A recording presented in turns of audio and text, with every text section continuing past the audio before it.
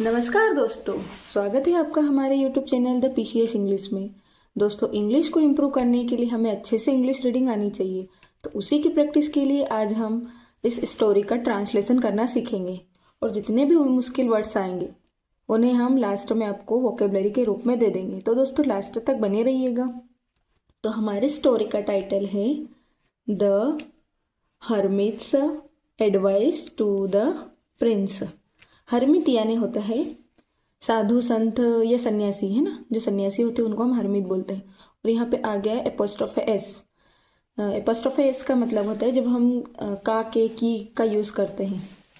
Advice यानी सलाह, to the Prince किससे सलाह, किसी जब हम कहीं बोलते हैं ना किसी और, है ना, किसी और के लिए इशारा करते हैं तो किस हरमित की सलाह किसको है, द प्रिंस को।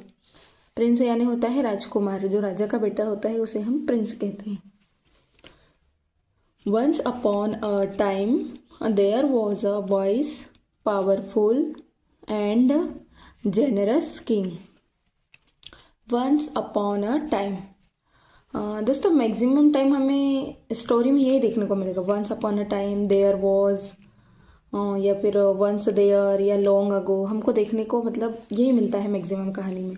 क्योंकि कहानी की शुरुआत हम इसी से ही करते हैं, क्योंकि हमारी कहानियाँ ज़्यादा से ज़्यादा किसमें, पास्ट में चलती है।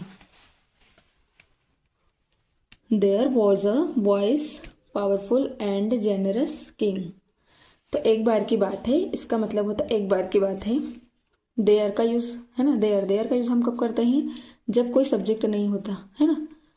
देयर वॉज यानी होता है था, अ वाइस एक बुद्धिमान, पावरफुल यानी शक्तिशाली, एंड और जेनरस यानी होता है उदार या दानी, किंग यानी राजा। तो एक क्या था, एक बार की बात है, एक राजा था। कैसा था वो, बुद्धिमान था, शक्तिशाली था और जेनरस था यानी उदार भी था, दानी भी था।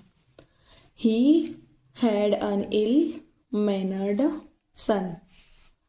ही हैड उसका था, है ना, उसके पास था। हेड का यूज ये पास्ट परफेक्ट टेंस है, ठीक है। हेड हम पास्ट परफेक्ट में लगाते हैं और हमारा ये सेंटेंस भी पास्ट परफेक्ट का है। He had on ill mannered सन यानी बेटा। इल मैनर्ड यानी होता है बुरे व्यवहार वाला या दुर्व्यवहार वाला। जो किसी के साथ अच्छा व्यवहार नहीं करता उसे हम बोलते हैं इल मैनर्ड, है ना, अन इल मैनर्ड। अब यहाँ पे एन का यूज क्यों हुआ, क्योंकि यह इल है ना, जो इल है यह वोवेल साउंड, इल कौन सा साउंड निकल रहा है इसका, वोवेल, और ये एक वोवेल है। तो वोवेल के पहले हम किसका यूज करेंगे, एन का, है ना। अन इल मैनर्ड सन, तो उसका एक दुर्व्यवहार करने वाला या बुरे व्यवहार वाला बेटा था। The king was worried about he sun.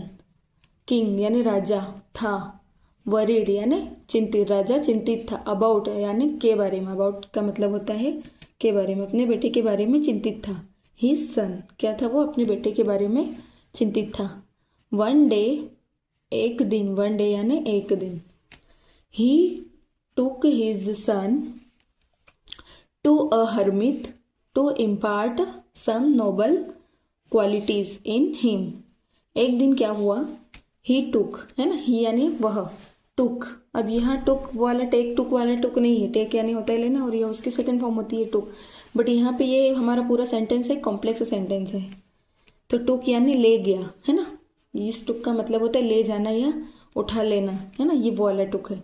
Took his, है ना, ही टुक वह ले गया, हिज सन उसके बेटे को, टू अ, अब ये वाला टू भी के पास, है ना, इस टू का मतलब होता है के पास, अ हरमित एक संत के पास, कहाँ ले गया, एक संत के पास।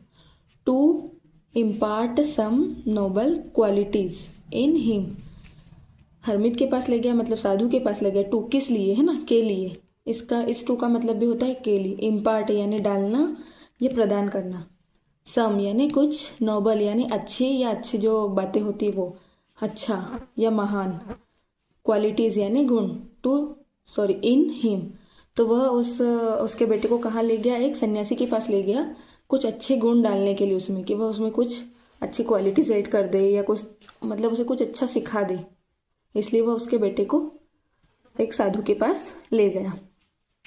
Hearing the king's plight, hearing यानी होता है सुनना या सुनकर, द किंग्स, अब यहाँ पे भी एपोस्ट्रोफे एस आया हुआ है, तो किंग्स यानी राजा की, प्लाइट, प्लाइट यानी होता है दुर्दशा या व्यथा, है ना, दुर्दशा भी बोलते हैं या व्यथा भी बोलते हैं। तो राजा की व्यथा सुनकर, है ना, राजा की व्यथा सुनकर the hermit took the prince to a nearby garden. The hermit यानी साधु उसको कहाँ ले गया, ये टुक क्या, इस टुक का मतलब भी क्या होता है, ले गया। हर्मिट ले गया, राजा की व्यथा सुनकर हर्मिट उसे कहाँ ले गया, टू द प्रिंस, प्रिंस को ले गया कहाँ पर, अ नियर बाय गार्डन, को ले गया एक पास के गार्डन में। नियर बाय यानी होता है पास के, गार्डन में मतलब पास का गार्डन यानी पास के एक बगीचे में ले गया। किसे ले गया, उस राजा के बेटे को, यानी प्रिंस को कौन ले गया, हर्मिट, पास के गार्डन में उसको ले जाता है। The hermit pointed to a particular plant and asked the prince to taste a leaf of that plant. The hermit, अब हर्मिट क्या करता है, पॉइंटेड यानी इशारा करना, है ना, पॉइंट, ये इसकी सेकेंड फॉर्म है, पॉइंटेड यानी इशारा करना, to a particular plant, to, अब ये भी हो रहा है की ओर, है ना, to a particular plant, particular यानी एक विशेष, पर्टिकुलर मतलब कोई जो विशेष वस्तु या चीज होती है उसको बोलते हैं हम एक विशेष चीज, है ना, विशिष्ट, और पर्टिकुलर एक विशिष्ट प्लांट यानी पौधे की तरफ उसने क्या करा, इशारा करा। एंड आस्क्ड द प्रिंस, और प्रिंस से कहा, to taste a leaf of that plant, है ना, और प्रिंस से क्या कहा, टेस्ट अ लीफ, वो जो लीफ है, एक पत्ती है उस पौधे की, उसको क्या करना है, तुमको टेस्ट करना है, दैट प्लांट। अब जैसे वो पौधा क्या है, दूर है, तो वहां पे दैट का यूज करेंगे। दैट का यूज हम जब भी करते हैं जब कोई चीज हमसे दूर होती है ना, तो वो प्लांट दूर है, तो उन्होंने पौधे को इशारा करके बताया था कि इस पौधे की तुमको पत्ती तोड़नी है, तो वहां पे हम दैट का यूज करेंगे। अगर वो पौधा पास में होता तो वहां पे हम दिस का यूज करते।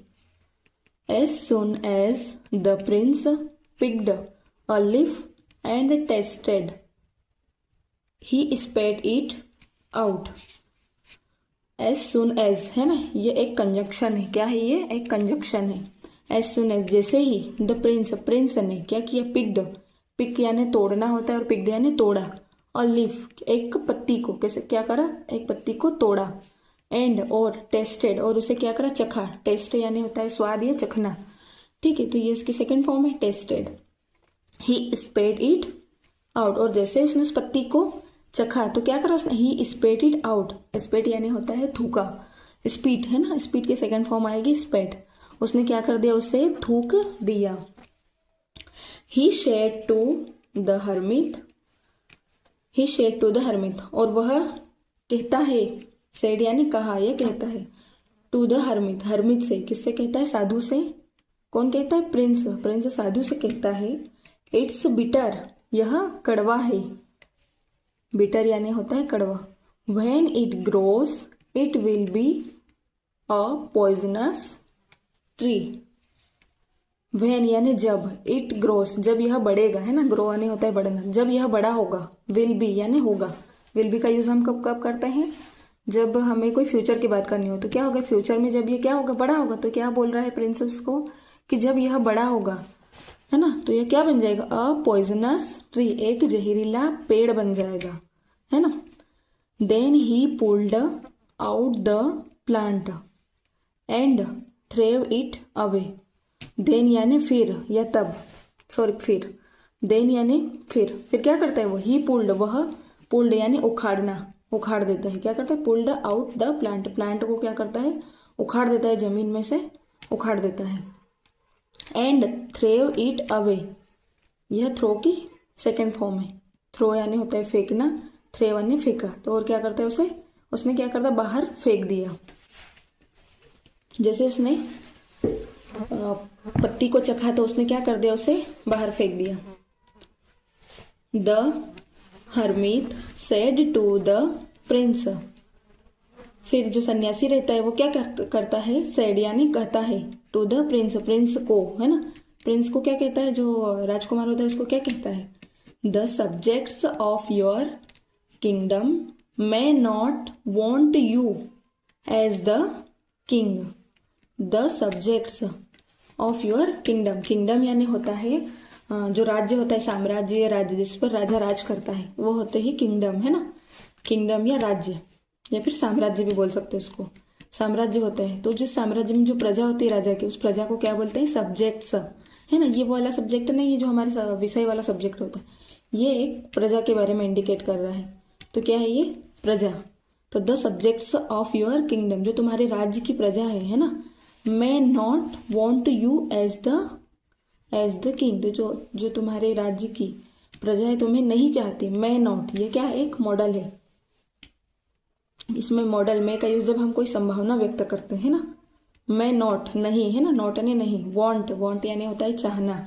यू, तुम्हें नहीं चाहती, तुम्हारे राज्य की जो प्रजा है वो तुम्हें नहीं चाहती। एज द किंग, एक राजा के रूप में। किस रूप में? एक राजा के रूप में।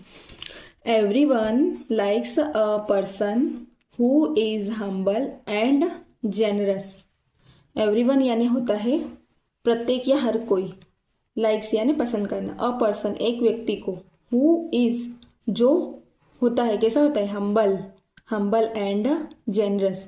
हम्बल यानी होता है विनम्र, एंड जेनरस यानी होता है उदार या दानी।